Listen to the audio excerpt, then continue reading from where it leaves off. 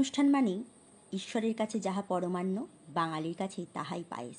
আজকে সেই পায়েসের রেসিপি নিয়ে এলাম তোমাদের সামনে। সামান্য উপকরণ দিয়ে আমি যেভাবে পায়েস রান্না করি, তো সেটা একটু শেয়ার করতে চাই সবার সঙ্গে। কাজু, কিশমিশ, গোবিন্দভোগ চাল, এই কটা উপকরণ দিয়ে আমি জাস্ট ছোট্ট করে ঘরোয়া পদ্ধতিতে কিভাবে পায়েস করি সেটাই তোমাদের সামনে উপস্থাপন করি। আমি সাদা পায়েস খেতে পছন্দ করি না, কিন্তু এই সময় তো খেজুরে গুড় পাওয়া যায় না, তাই চিনিটাকে আমি একটুখানি ক্যারামেলাইজড করে দিলাম। এতে অর্ধেক কাপ জল নিয়ে একটুখানি সিরাপ তৈরি করে নিলে লাল হয়ে যাবে। আমি একটু ঘি দিয়ে, একটা এলাচ দিয়ে চালটাকে দিয়ে একটুখানি ভেজে নিই। দুধ দিয়ে চালটাকে ফুটিয়ে নিই।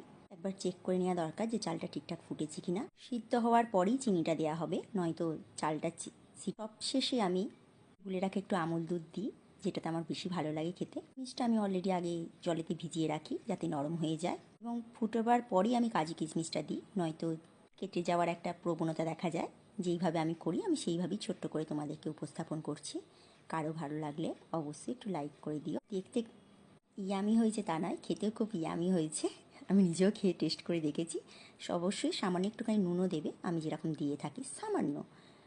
খেয়ে দেখতে পারো, খুব ভালো হয়েছে।